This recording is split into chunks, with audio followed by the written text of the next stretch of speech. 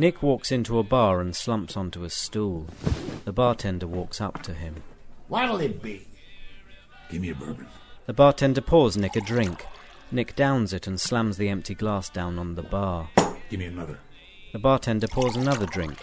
Nick downs this one too. Give me another. Hey, don't you think... I said give me another. The bartender hesitates for a second, briefly imagining what would have happened if he'd gone travelling round Peru with his best buddy Frank in 1998 instead of getting married to that bitch Maureen, before pouring Nick another drink. Your bourbon, sir. Suddenly the door is thrown open and a huge thuggish man walks in. He is unshaven with scars on his knuckles and one on the back of his throat caused by a tonsillectomy performed when he was a ickle baby by a doctor who loved Sammy Davis Jr. and trifle. The thug looks around the bar and spots Nick. He walks up to him and taps him on the shoulder with a thick finger that was once used to beckon a goat. You Nick Murphy?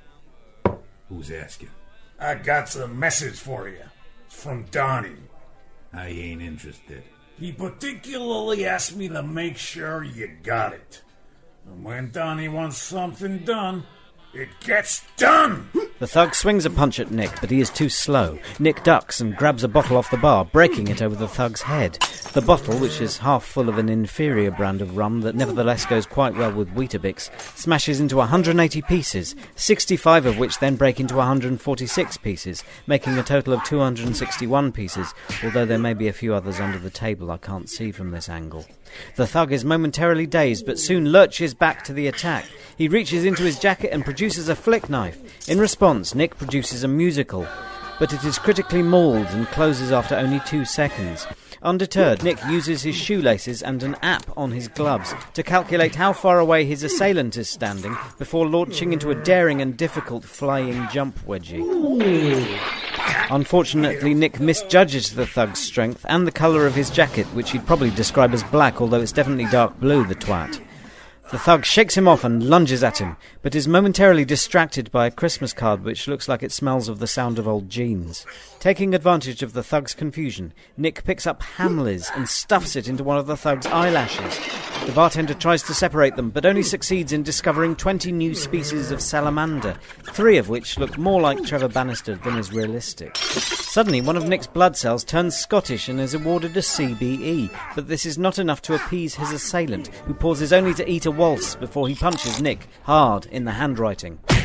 Nick hides behind the sun and starts throwing Osmonds at the thug. One of them bounces off the bartender, who is now snowing. Say, what's going on? The door opens and in rushes a policeman who looks like he's made of February and eagles. He tries to break up the fight by changing his mind about lighthouses, but it is to no avail. The thug produces a gun and does an amazing impression of a gunshot using 20 rubber bands. The policeman falls to the floor, dead. Good, I hated him.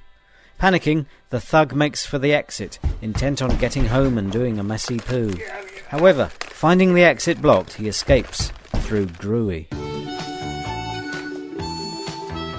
Nick picks himself up by his bell end and surveys the wreckage. I've had worse days.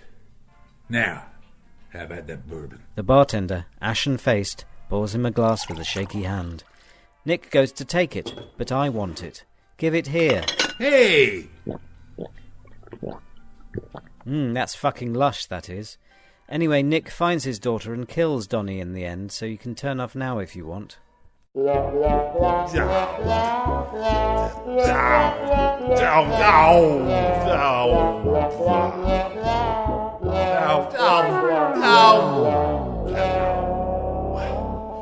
it's POTOm. So,